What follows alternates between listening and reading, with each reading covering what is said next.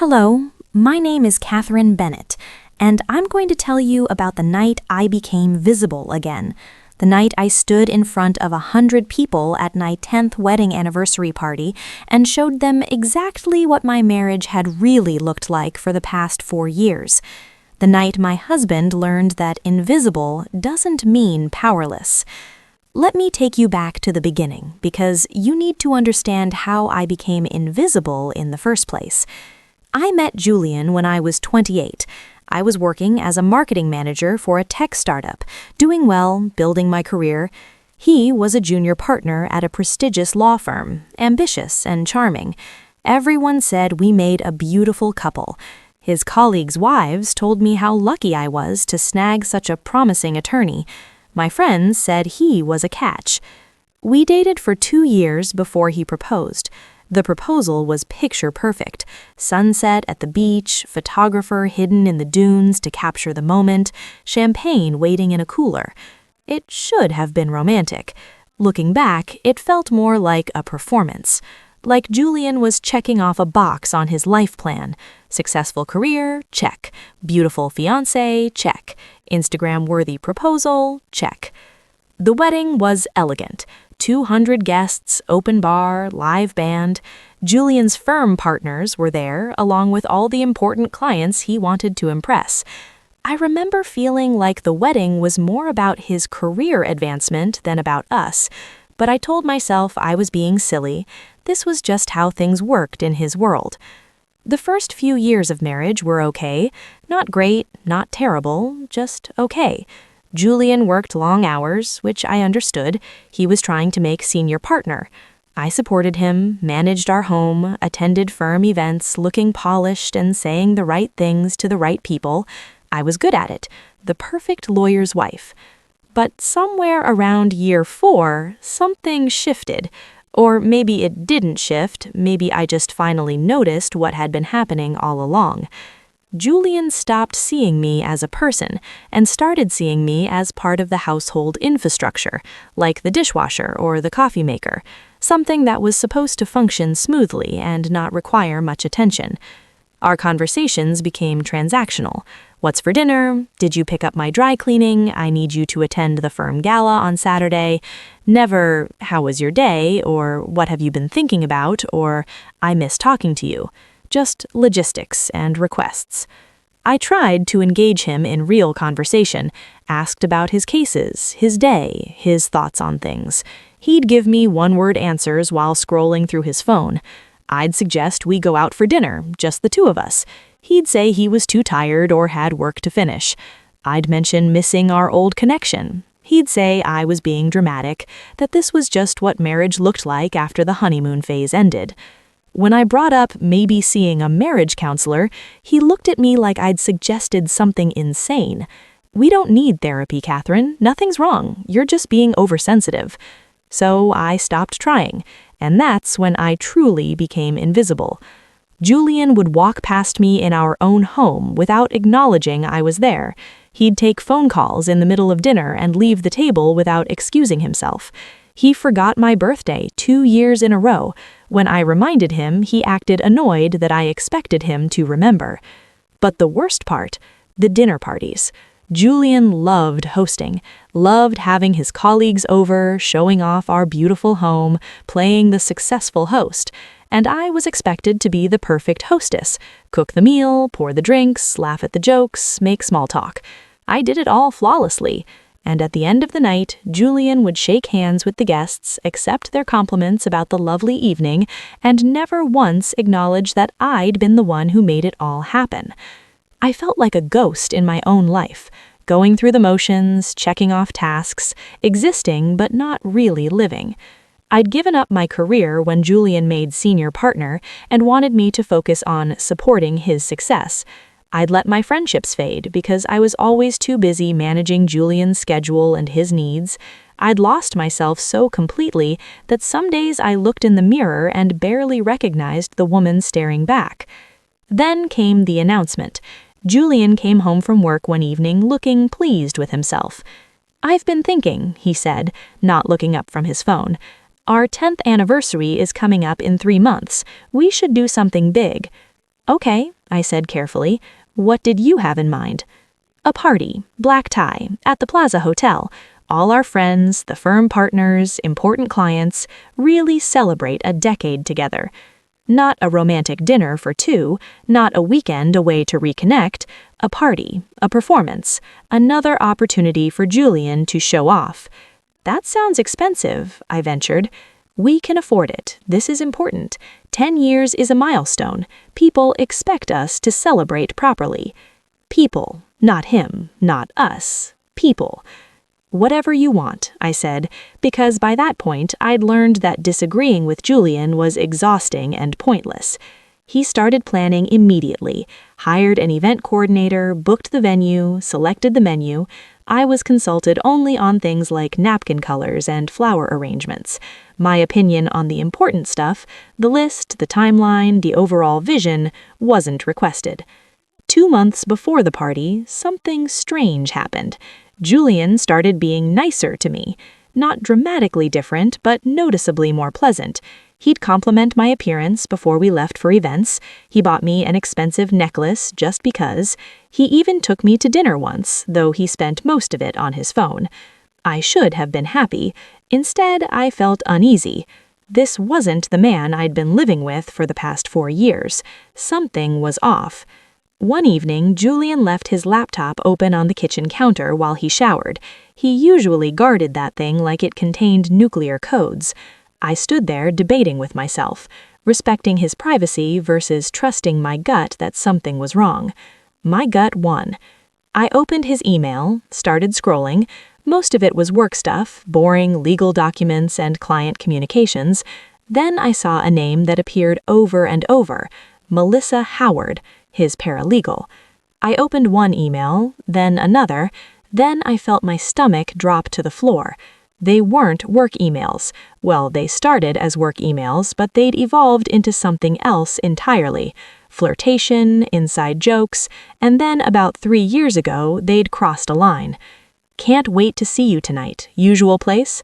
Last night was incredible. You're incredible. I hate that I have to go home to her. Being with you is the only time I feel alive. Her. That's what he called me. Not Catherine, not my wife. Her. I kept reading, feeling sicker with each message. 3 years. He'd been having an affair with his paralegal for 3 years. The late nights at the office, the weekend client emergencies, the business trips that seemed to run a day longer than expected. It had all been lies. I found hotel reservations, dinner receipts from restaurants I'd never been to, photos of them together, kissing, holding hands, looking at each other the way Julian hadn't looked at me in years. In one email from just 2 weeks ago, Melissa asked, "What are we doing, Julian? You're planning this huge anniversary party for you and Catherine while telling me you love me. I can't keep being your secret." His response, "I know, babe. I just need to get through this party. It's important for the firm that everything looks stable. After that, we'll figure things out, I promise." The party, our 10th anniversary party, he was using it as a show for his colleagues while sleeping with someone else, and after the party, he was planning to figure things out, which I assumed meant divorce me. I closed the laptop carefully, went upstairs to our bedroom, sat on the edge of the bed and stared for what might have been 10 minutes or an hour, I honestly don't know. Then something crystallized inside me, a clarity I hadn't felt in years. Julian thought I was invisible, thought I was just a prop in his life. He was planning to discard me after using me one more time for his precious anniversary party. But invisible doesn't mean powerless, and if he wanted a show at this party, I'd give him one. The next morning, I contacted a private investigator. His name was Robert Chen, came highly recommended, specialized in infidelity cases. I gave him everything. The emails, the names, the dates I remembered Julian being at the office late. "This should be straightforward," Robert said. "Based on what you've shown me, they're not being particularly careful. Give me 2 weeks." He was right. 10 days later, I had a file 2 inches thick. Photos of Julian and Melissa at restaurants, holding hands across tables. Photos of them checking into hotels together. credit card statements showing charges for jewelry I'd never received, flowers I'd never gotten, a paper trail of Julian's double life, documented in excruciating detail. I also had timestamps, dates and times for every hotel visit, every dinner, every lie, and I started matching them up with my own calendar. March 15th, 2021. Julian said he had to work late on the Henderson case. Photo of him and Melissa at an Italian restaurant downtown, 8:47 p.m. June 2nd, 2021. Julian said he had a client emergency over Father's Day weekend. Hotel check-in at the Ritz-Carlton. 2 guests, 2 nights. October 8th, 2021. My birthday. Julian forgot. He was at dinner with Melissa at the French place I'd been wanting to try for months. Every betrayal, every lie, every moment I'd felt dismissed or ignored, it was all there in black and white. I contacted a divorce attorney, not to file yet, but to understand my options. She was a shark named Diana Hartwell, known for destroying unfaithful spouses in court. "You have everything you need," Diana said, reviewing the evidence. "He's been hiding assets. These hotel charges, the jewelry, all of it should have been disclosed on your joint financial statements. Plus, in this state, adultery matters in divorce proceedings. You'd get the house, a significant portion of his retirement account, probably spousal support." "I'm not ready to file yet," I told her. "I want to do something first." She raised an eyebrow. "I'm listening." "His precious anniversary party is in 3 weeks. He's planning to use it as a show for his firm, pretend everything's perfect, then probably dump me afterward. I want to flip the script." Diana smiled. It wasn't a nice smile. "Tell me what you're thinking." We planned it out. Every detail. It had to be perfect because I'd only get one shot at this. I acted completely normal around Julian for those 3 weeks, smiled at the appropriate times, attended to last-minute party details, played the dutiful wife. He had no idea I knew, no idea I was planning anything. The night before the party, I barely slept, kept running through everything in my head, making sure I hadn't forgotten anything. Julian snored beside me, peaceful and oblivious. I looked at him in the darkness and felt nothing. No love, no anger, just nothing. He'd killed whatever I'd felt for him years ago. Now I was just finishing what he'd started. The party was held on a Saturday evening. The Plaza Hotel ballroom looked stunning, all white roses and twinkling lights and elegant table settings. Julian had spared no expense. 100 guests arrived in black tie, ready to celebrate our 10-year-long marriage. I wore a red dress, not white or cream or blush like Julian had suggested. Red, a bold, striking red that made a statement. Julian frowned when he saw it but didn't say anything. Too late to change, guests were already arriving. The evening started exactly as planned. Cocktail hour, appetizers, people mingling and chatting. Julian worked the room like the politician he should have been, shaking hands, laughing at jokes, being charming. I stood beside him, smiled, played my part. Everyone commented on what a beautiful couple we made. Dinner was served. The food was excellent. The wine flowed freely. People gave toasts. Julian's law partner talked about what a dedicated attorney and loyal friend he was. My mother talked about how happy she was that I'd found such a wonderful husband. I smiled through it all. Then came the main event. Julian stood up, tapped his glass, waited for everyone's attention. "Thank you all for being here tonight," Julian said, flashing that winning smile that had fooled me for 10 years. "Catherine and I are so grateful to have you here celebrating this milestone with us. 10 years ago, I married the most beautiful woman in the world, and every day since has been—" "Actually," I interrupted, standing up, "if I could just say something before you continue." Julian looked startled. This wasn't part of his plan, but what could he do? Say no? He sat down, looking uncertain for the first time all evening. I picked up the remote I'd hidden under my napkin.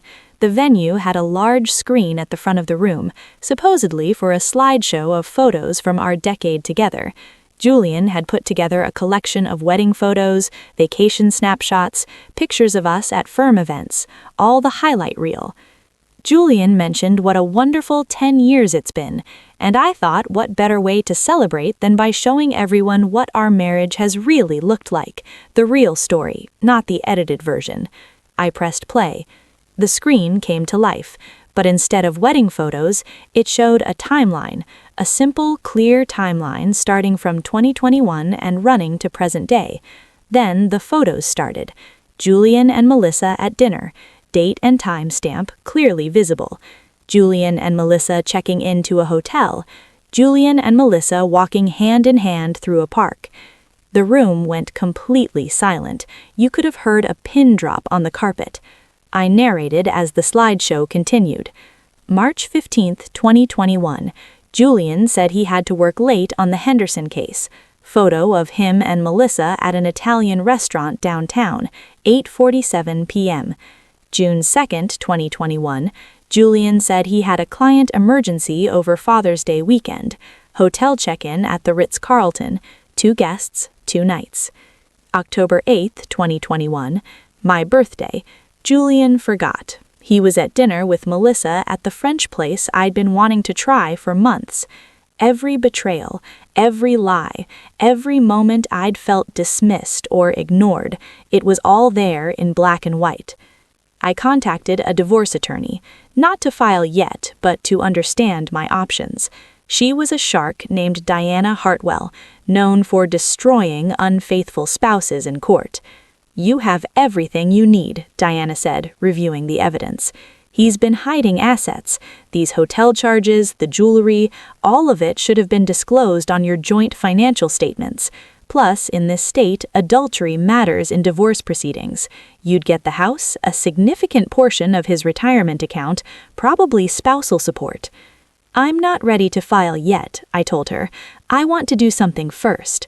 She raised an eyebrow. "I'm listening." "His precious anniversary party is in 3 weeks. He's planning to use it as a show for his firm, pretend everything's perfect, then probably dump me afterward. I want to flip the script."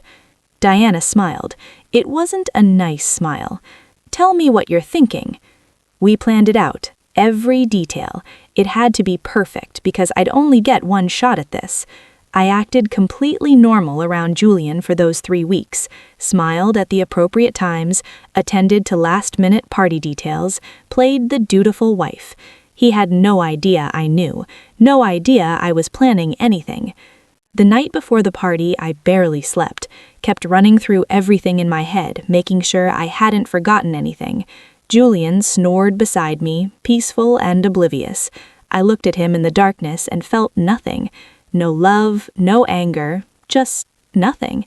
He'd killed whatever I'd felt for him years ago. Now I was just finishing what he'd started. The party was held on a Saturday evening. The Plaza Hotel ballroom looked stunning, all white roses and twinkling lights and elegant table settings. Julian had spared no expense.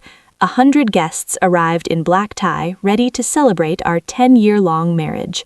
I wore a red dress. Not white or cream or blush like Julian had suggested.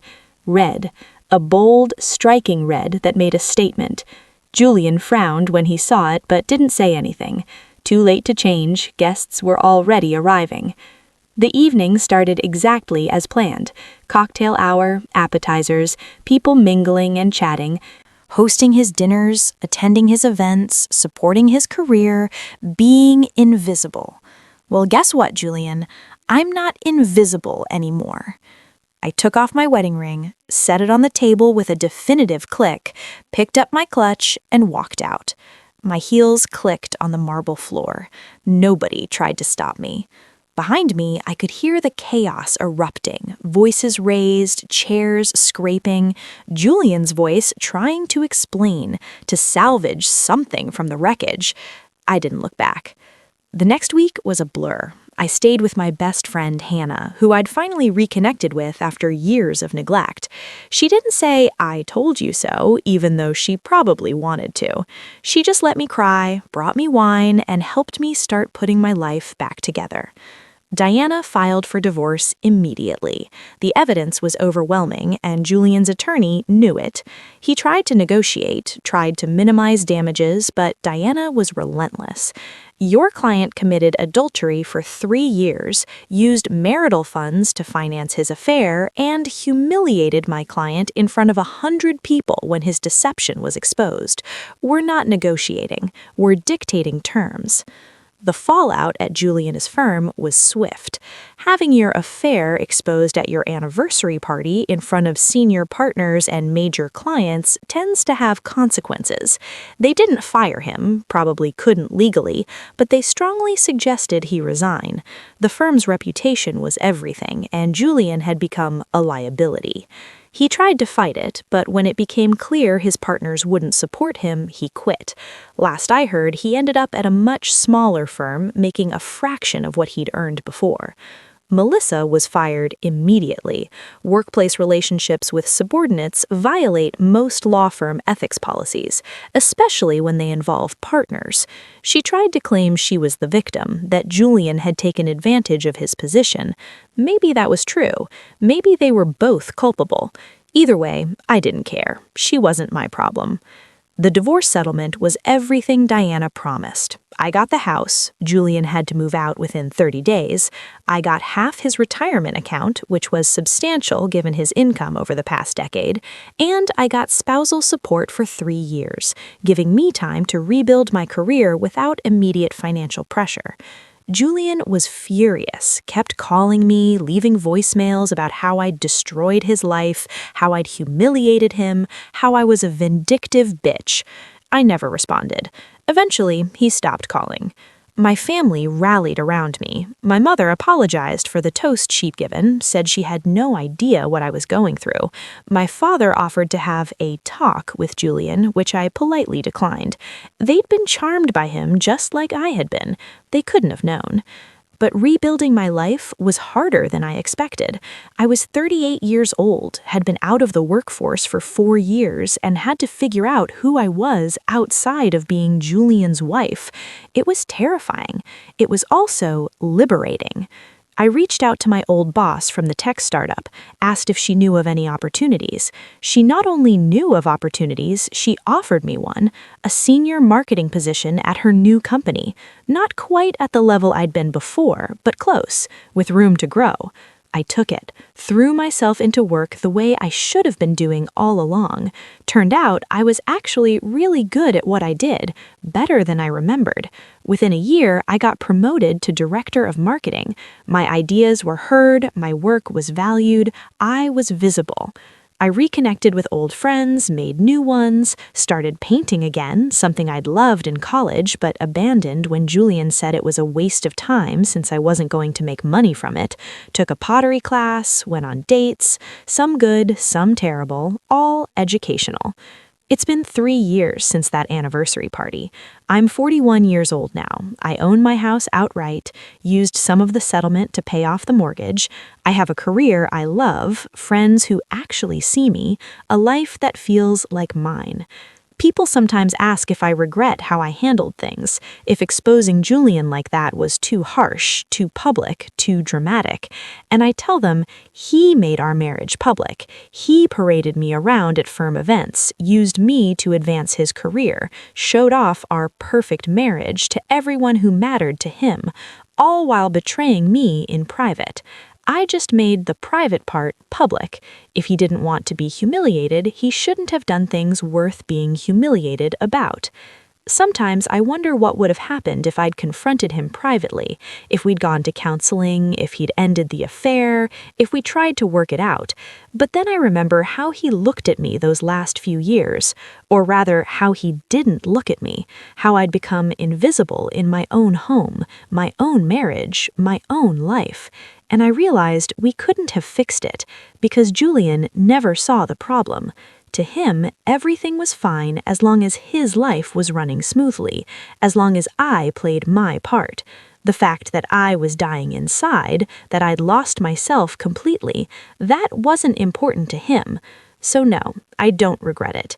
That anniversary party was the night I took my life back, the night I stopped being invisible, the night I chose myself over protecting a man who'd never protected me. My name is Catherine Bennett. I'm 41 years old. I'm a director of marketing at a successful tech company. I own my own home. I have friends who see me, hobbies that fulfill me, a life that actually feels like mine. Julian's remarried, I heard, to Melissa, actually. They've got a kid now. I hope they're happy. I hope she doesn't end up where I did, invisible and forgotten. Though part of me wonders if Julian's capable of any kind of relationship. But that's not my problem anymore. He's not my problem anymore.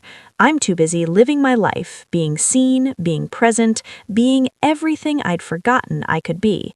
And if there's any woman out there reading this who feels invisible in her own life, who's lost herself trying to be what someone else needs, I want you to know you can take it back.